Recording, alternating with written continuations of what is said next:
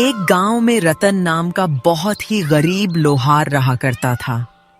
रतन अपनी दुकान पर लोहे की वस्तु को हथौड़े से पीट रहा था कि तभी गांव का कन्हैया नाम का एक व्यक्ति रतन के पास आया। राम राम रतन भैया, क्या हाल चाल है? अरे भाई, काफी समय से देख रहा हूँ कि तुम लोहारगिरी का काम तो बड़ा मन लगा के करते हो। एकदम खट्टर पट्टर ठोका पीटी चलती रहती है। लेकिन भैया, जितनी तुम्हारी मेहनत है उस हिसाब से ग्राहक की भीड़ तो कभी ना देखी। मतलब मुश्किल से इक्का दुक्का ग्राहक आ जाए तो बड़ी बात है, वह भी हफ्ते 2 हफ्ते में। उसके बाद भी भैया गजब, हिम्मत नहीं हारते और लोहारगिरी का काम तो एकदम मन लगा के करते ही रहते हो, करते रहते हो और जीवन भर करते ही रह जाओगे। इतना कहकर कन्हैया हंसने लगा और मजाक उड़ाते हुए रतन से दोबारा बोला, वैसे तुमको पता है रतन, तुम्हारे पीठ पीछे गांव वाले तुम्हें फूटी किस्मत वाला लोहार कह के संबोधित करते हैं। जो मेहनत तो करता है लेकिन उसे मेहनत का फल नहीं मिलता। ओ भैया, मेरा मजाक उड़ाने आए हो या किसी काम से आए हो? अगर मजाक उड़ाने आए हो तो वो तो तुम उड़ा ही चुके हो, और अगर कोई काम हो तो बताओ, नहीं तो मैं अपना काम करूं मन लगाकर। मुझको कोई काम होगा वह भी तुमसे। है अलावा काम, तुमसे काहे काम करवाएंगे भैया? मेरी मति मारी गई है क्या जो तुमसे काम करवाऊं? सारा गांव जानता है कि तुम कुशल लोहार नहीं बल्कि फूटी किस्मत वाले लोहार हो। और इस बात की सच्चाई अगर कोई जानता है ना, तो वो तुम्हारी पत्नी गौरी है, जो हमेशा गांव वालों से कहती है कि तुमसे विवाह करके तो उसकी किस्मत ही फूट गई। चलो भैया, करो करो, मन लगाकर काम करो, लगे रहो लगे रहो। इतना कहकर कन्हैया चला गया और रतन की आंखों में आंसू आ गए और फिर से काम पर लग गया। शाम को रतन थका हारा घर पहुंचा।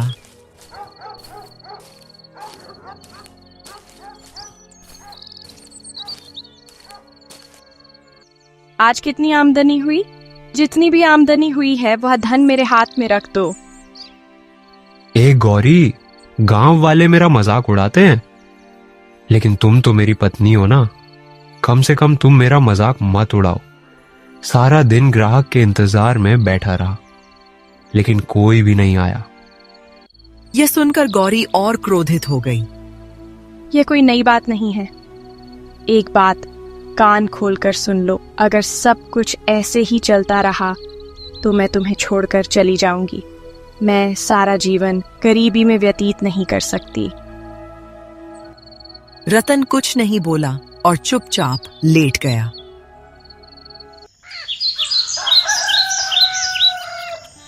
अगली सुबह रतन काम पर जाने वाला था कि तभी गौरी बोली, सुनो, शाम को जब आना तो मेरे लिए थोड़े से फल लेते आना। कम से कम इतना तो कर सकते हो, या वो भी नहीं कर सकते? रतन कुछ नहीं बोला और चुपचाप अपनी दुकान पर आ गया।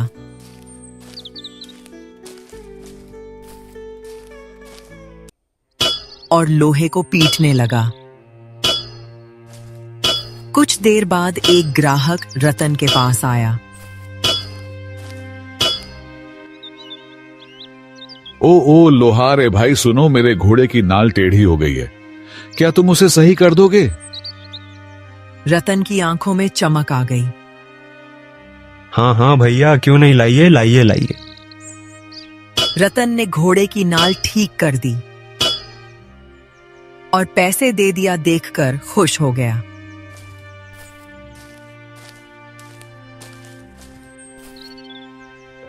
हाँ चलो, अच्छा है, आज कम से कम ग्राहक तो आ गया। अगर खाली हाथ घर जाता तो मेरी पत्नी तो घर आसमान पर उठा लेती है। शाम को रतन फल वाले की दुकान पर गया। क्या बात है रतन, लगता है कि आज तुम्हारी दुकानदारी हो गई है।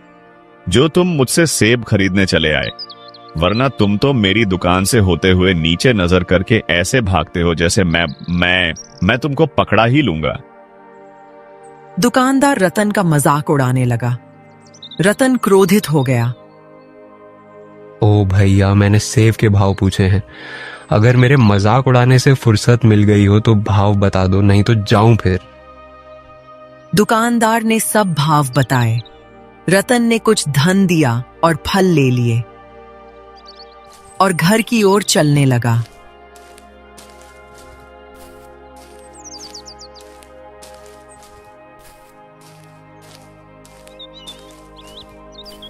रतन कुछ ही दूर चला था कि तभी उसके कानों में आवाज टकराई। हाँ, मैं 2 दिन से भूखा हूं, क्या तू मुझे खिला सकता है? रतन ने पलट कर देखा। एक साधु बैठा हुआ उसे देख रहा था। इस गांव के लोग बड़े ही क्रूर हैं। इस रास्ते से न जाने कितने यात्री गुजर चुके, लेकिन किसी ने मेरी भूख पर तरस नहीं खाई।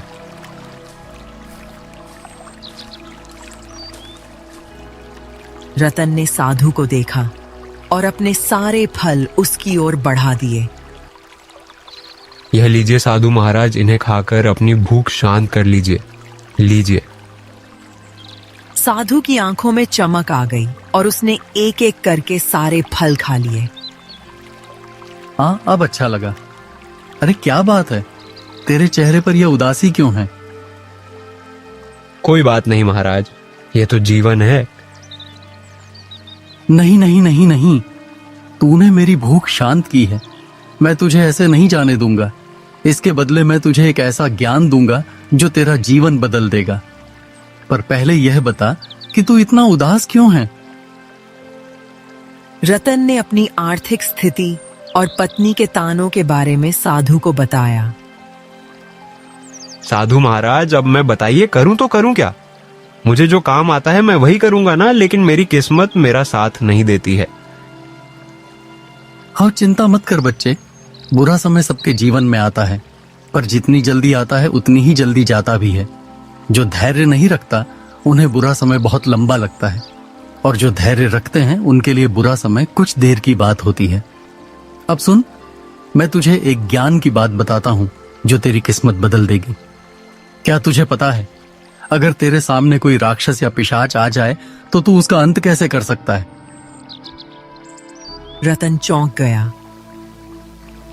हर राक्षस और पिशाच का अंत एक मामूली खंजर से किया जा सकता है, बशर्ते वो चांदी का बना हो और वार सही जगह पर किया जाए। मतलब किस स्थान पर किया जाए महाराज? और तू सोच रहा होगा कि मैं ये सारी बातें तुझे क्यों बता रहा हूं, है ना? हाँ हाँ हाँ हाँ, मैं बिल्कुल यही सोच रहा हूँ। मतलब मुझे क्यों?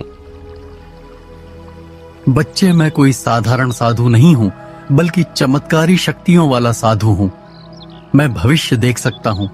यही कारण है कि मैंने तुझे यह ज्ञान दिया है। कुछ दिनों में तुझे अपने आप समझ में आ जाएगा कि मैंने यह बात तुझे क्यों बताई।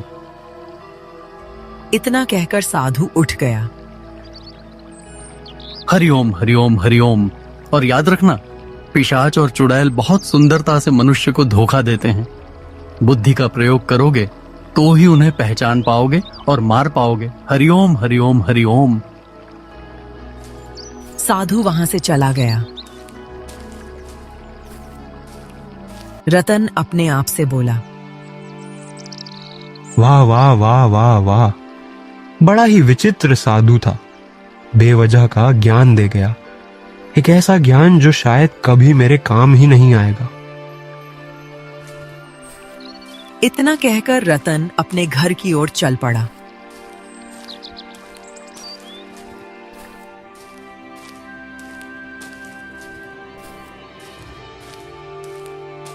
घर पर जाते ही रतन की पत्नी गौरी ने उससे पूछा, क्या हुआ, मेरे लिए फल नहीं लाए? रतन ने सारी घटना गौरी को बताई। यह सुनकर गौरी क्रोधित हो गई। तो तुम 1-2 कौड़ी के साधु को मेरे फल खाने को दे आए और मुफ्त का क्या लेकर आ गए? क्या बात करती हो गौरी तुम? मैंने ज्ञान की वजह से उन्हें फल नहीं दिए थे। वह भूखे थे, बेचारे भूख से तड़प रहे थे। और तुम जानती हो कि मैं कभी किसी साधु या शिक्षक को खाली हाथ नहीं लौटाता। गौरी क्रोधित हो गई और चुपचाप वहां से चली गई।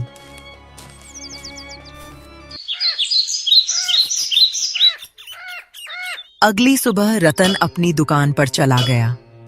कुछ देर बाद राज्य का राजा विक्रम अपने मंत्री के सारथी के साथ रतन की दुकान पर आया।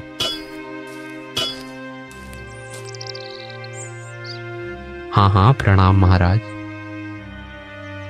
कितने घटिया किस्म के लोहार हो तुम, इतनी बुरी गुणवत्ता वाला लोहा रखते हो हैं। तभी तो तुम्हारी दुकान पर कोई ग्राहक नजर नहीं आ रहा, और तुम्हारी दुकान पर एक तरह से कुत्ते लौट रहे हैं। अब महाराज ये जंग खाए हुए लोहे की तलवार का दोष है। ये तलवार तो बेकार पड़ी हुई है। अगर आपको अच्छी गुणवत्ता वाली लोहे की तलवार चाहिए तो मैं बना सकता हूं महाराज। राजा विक्रम ने रतन को धक्का दिया। अरे बंद कर अपनी बकवास। तभी गांव का मुखिया वहां आया। क्षमा कीजिएगा महाराज, क्षमा कीजिएगा, माफ कर दीजिए। यह इस गांव का सबसे बेकार लोहार है। पूरा गांव इसे फूटी किस्मत वाला लोहार कहता है। राजा विक्रम क्रोधित होकर रतन को देखने लगा। तभी मंत्री बोला, महाराज महाराज महाराज, आप अपने गुस्से को शांत कीजिए ना। चलिए हम आगे भी चलते हैं, अभी बहुत बड़ा गांव है। आइए आइए महाराज आइए। राजा विक्रम मंत्री के साथ आगे बढ़ गया। रतन की आंखों से आंसू बहने लगे। क्यों रे फूटी किस्मत वाले, तू इस गांव को छोड़कर चला क्यों नहीं जाता? बहुत ही खुश नसीब होते हैं वह गांव जहां महाराज दौरा करते हैं। कितने खुश लग रहे थे महाराज, लेकिन जैसे ही तेरी दुकान पर आए सत्यानाश, उनके चेहरे का रंग उड़ गया। बदनसीब कहीं का। मुझे तो डर लगता है कहीं तेरी फूटी किस्मत पूरे गांव को ना ले डूबे, नालायक कहीं का। इतना कहकर मुखिया वहां से चला गया। रतन उदास हो गया। दुकान में उसका मन नहीं लगा।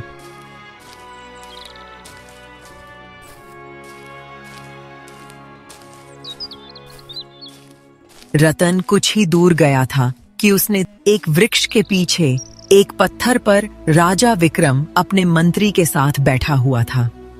रतन चौंक गया। हैं, किसी राजा को इस तरह से बैठे हुए तो मैं पहली बार देख रहा हूं। रतन चुपचाप राजा विक्रम और मंत्री की बातें सुनने लगा।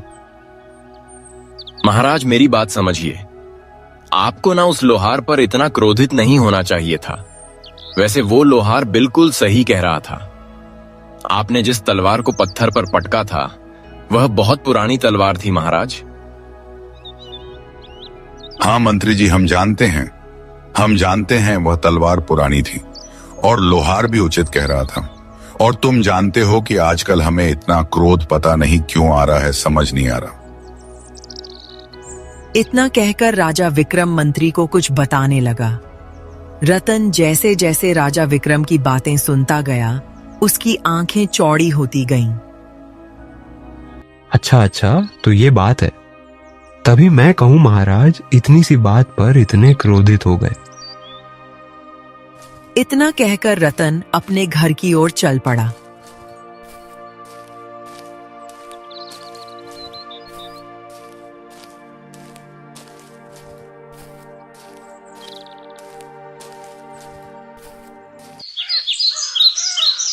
अगली सुबह रतन सोकर उठा और दुकान पर जाने की तैयारी कर रहा था कि तभी उसकी पत्नी गौरी वहां आई। सुनो, इस घर में कभी धन तो रहा नहीं कि मैं तुमसे कह सकूं कि धन खत्म हो गया है। मतलब तुम कहना क्या चाहती हो गौरी? घर पर लकड़ियां खत्म हो गई हैं। रतन क्रोधित हो गया। अरे तो गौरी, क्या तुम कभी कोई बात सीधे तरीके से नहीं कह सकती हो क्या? अगर घर में लकड़ी खत्म हो गई है तो तुम सीधी तरह से बता सकती हो कि लकड़ी खत्म हो गई है। जाकर लकड़ी ले आता हूं। इतना कहकर रतन कुल्हाड़ी लेकर सीधा जंगल की ओर निकल गया।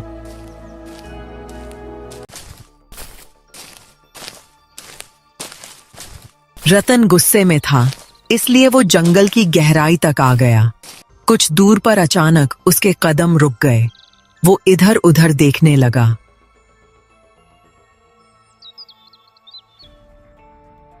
क्या बताऊं, लगता है आज जंगल की गहराई तक आ गया हूं। बाप रे बाप, मतलब जंगल में इस तरह का कोहरा मैंने आज से पहले कभी नहीं देखा। एक तो पेड़ भी नजर नहीं आ रहे, कहाँ है? रतन आसपास के वृक्षों को देखने लगा।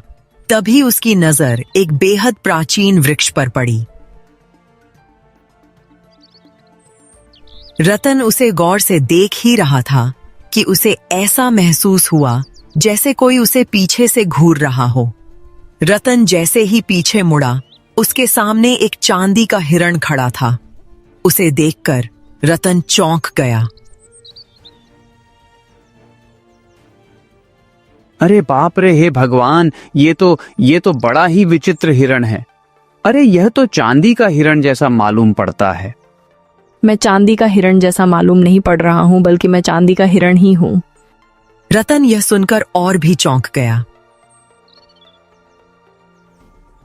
तो तुम मनुष्य की आवाज में बात कैसे कर रहे हो? कौन हो तुम? मुझे देखकर डरने की जरूरत नहीं है। मैं तुम्हें कोई नुकसान नहीं पहुंचाऊंगा, लेकिन मैं तुम्हारा भाग्य जरूर बदल सकता हूं। रतन आश्चर्यचकित होकर उसे देखने लगा। मैं एक ऐसी गुफा के बारे में जानता हूं जहां पर बेशकीमती खजाना रखा हुआ है। तुम चाहो तो मैं तुम्हें वहां ले जा सकता हूं। तुम उसमें से जितना भी खजाना लेना चाहो ले जा सकते हो, परंतु तुम्हें इसके लिए मुझे एक सौदा देना होगा, एक वचन देना होगा। वचन? कैसा वचन? खजाना ले जाने के बाद तुम्हें एक बार फिर यहाँ आना होगा, और जो भी मैं तुमसे कार्य करने को कहूँ तुम्हें वो करना होगा, क्योंकि तुम्हारे उस कार्य करने से मैं श्राप से मुक्त हो सकता हूँ। ओ, तो क्या तुम श्रापित हो? हाँ, मैं श्रापित हूँ। बोलो, शर्त मंजूर है? रतन गहरी सोच में डूब गया। वो हिरण को गौर से देखता रहा। हाँ ठीक है, ठीक है, ठीक है। हाँ हाँ, मुझे मंजूर है। तो फिर मेरे पीछे आओ। चांदी का हिरण जंगल की गहराई की ओर बढ़ने लगा और रतन उसके पीछे पीछे चलने लगा। बहुत देर बाद उन्हें एक गुफा नजर आई। इसी गुफा के अंदर ढेर सारा खजाना छुपा हुआ है। तुम जितना चाहो उतना खजाना ले जा सकते हो। रतन गुफा में गया तो उसने देखा ढेर सारे सोने के सिक्के, ढेर सारा सोना और चांदी पड़ा था। यह देखकर रतन चौंक गया। बाप रे बाप, हे प्रभु, यह तो चमत्कार हो गया। यहाँ तो वास्तव में मैंने इतना सारा खजाना है कि मैं बहुत धनवान हो सकता हूँ। वाह वाह वाह वाह वाह वाह वाह। तुम इसमें से जितना भी सोना ले जाना चाहो ले जा सकते हो, परंतु अपना वचन याद रखना। तुम्हें कल यहाँ आना होगा। चिंता मत करो, मैं अपने वचन का मान रखूंगा। इतना कहकर रतन और ढेर सारी चांदी उठाने लगा। ये क्या, मनुष्य तो सोना उठाते हैं और तुम चांदी उठा रहे हो। सोना चांदी से ज्यादा कीमती होता है। जानता हूँ, लेकिन जो चीज जितनी ज्यादा कीमती होती है वह उतना ही ज्यादा मन में लालच भर देती है। इसीलिए मेरे लिए चांदी ही सही है। मैं चांदी बेचकर अपना जीवन खुशी खुशी बिता सकता हूँ।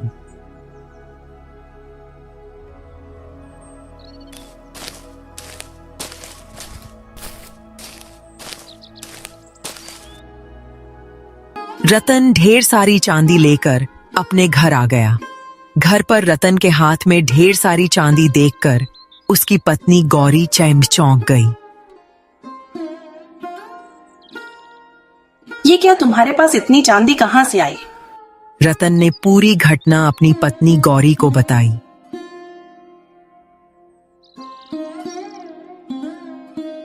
हे भगवान, तुम्हारे जैसा मूर्ख मनुष्य मैंने देखा ही नहीं। तुम्हारे पास सोना पड़ा हुआ था, लेकिन तुम चांदी उठा लाए। उसकी एक वजह है गौरी। कौन सी वजह? वजह यह है कि नहीं, वजह मैं तुम्हें बता नहीं सकता क्योंकि तुम समझोगी नहीं। इतना कहकर रतन चुपचाप वहां से चला गया।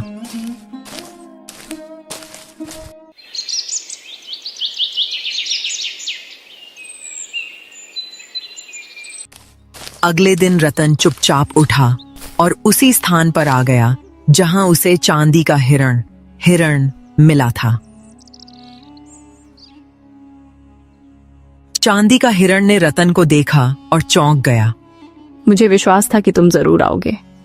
हाँ, अब बताओ मुझसे कौन सा कार्य करवाना चाहते हो, बताओ।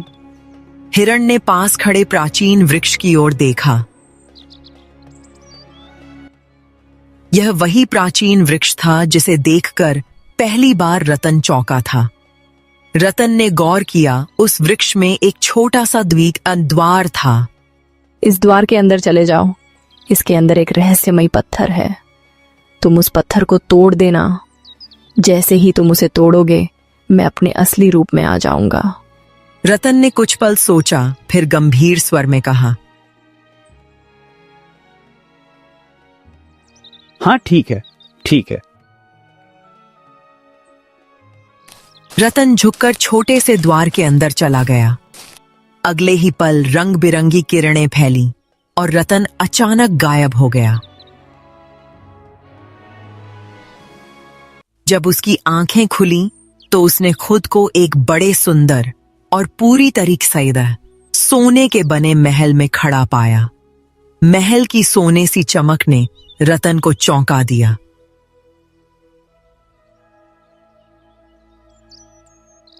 हाँ, ये क्या है? उसने तो कहा था कि वृक्ष के अंदर एक पत्थर है जिसे तोड़कर वो श्राप मुक्त हो जाएगा, लेकिन मैं यह कहाँ आ गया? तभी रतन के कानों में एक स्त्री का मधुर स्वर गूंजा। उसने तुमसे झूठ कहा था। वो एक पिशाचिनी है। एक चुड़ैल जंगल में आने जाने वाले लोगों को पहले धन का लालच देती है और उन्हें इस वृक्ष के अंदर भेज देती है। यह महल मायावी है। तुम भी उसके जाल में फंस गए हो। उसने मुझे भी कैद कर रखा है। रतन जैसे ही मुड़ा, उसके सामने एक बेहद सुंदर राजकुमारी खड़ी थी। मैंने आपको कहीं देखा है। मैं राजा विक्रम की पुत्री राजकुमारी सौम्या हूँ। कुछ दिन पहले जंगल में घूमने आई थी। वो चांदी का हिरण यानी चुड़ैल मुझे धोखे से यहाँ लेकर आ गया और मुझे कैद कर लिया। इतना कहकर राजकुमारी सौम्या फूट फूट कर रोने लगी। वो तो यहाँ से आजाद होने का कोई रास्ता है? कोई रास्ता नहीं। यह महल बहुत विचित्र है। किसी भी द्वार से बाहर निकलने की कोशिश करो तो दोबारा इसी महल में ही किसी दूसरी जगह पहुंच जाते हो। रतन गहरी सोच में डूब गया।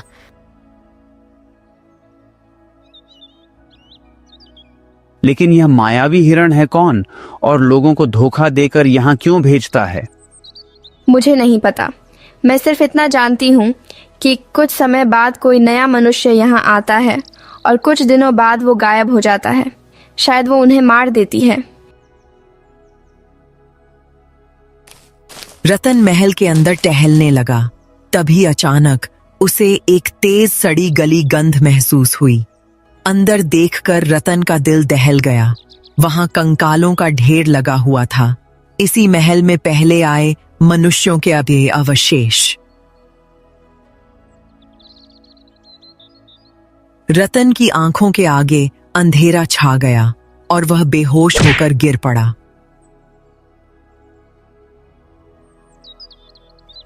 कुछ देर बाद रतन की आंख खुली। वो जमीन पर पड़ा था।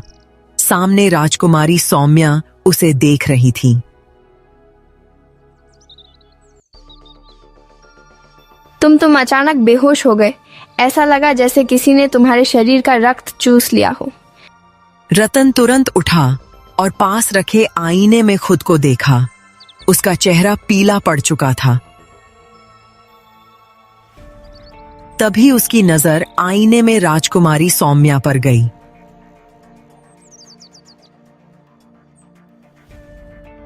हाँ, लेकिन तुम तो कह रही थी कि वो मायावी हिरण इस महल के फैल के अंदर नहीं आता।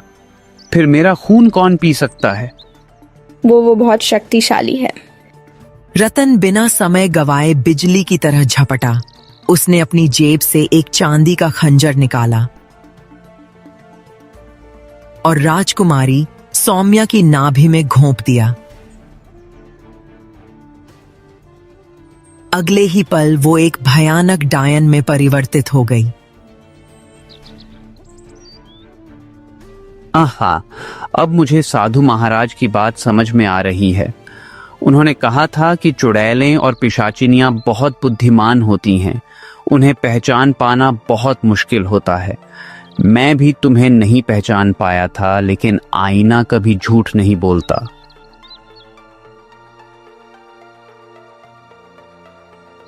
चुड़ैल तड़पने लगी और आग की लपटों में समा गई। मुझे आईने में तुम्हारा असली रूप दिख गया था। कुछ ही क्षणों में वो राख में बदल गई। तभी रतन रंग बिरंगी चमक के साथ वृक्ष के बाहर प्रकट हुआ। सामने चांदी का हिरण खड़ा था। कुछ ही देर में हिरण भी रंग बिरंगी किरणों से बदलकर वास्तविक राजकुमारी सौम्या बन गया।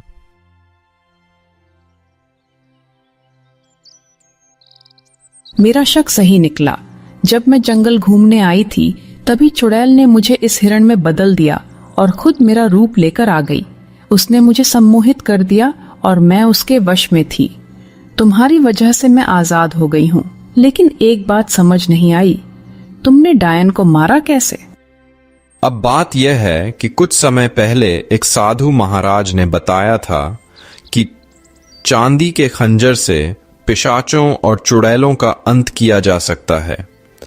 जब तुम मुझे खजाने तक लेकर गए थे ना, तभी मैंने चांदी उठाई, यह सोचकर कि अगर तुम चुड़ैल निकले तो मैं उसी चांदी से तुम्हारा अंत कर दूंगा। राजकुमारी सौम्या भावुक होकर उसे देखने लगी। तभी रंग बिरंगा प्रकाश फैला और वही साधु प्रकट हो गया।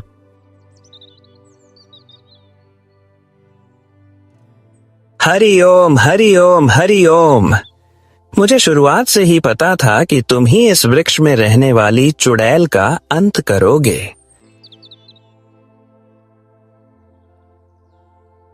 इतना कहकर साधु प्रकाश में बदलकर गायब हो गया। राजकुमारी सौम्या अपने महल चली गई और रतन अपने घर वापस आ गया।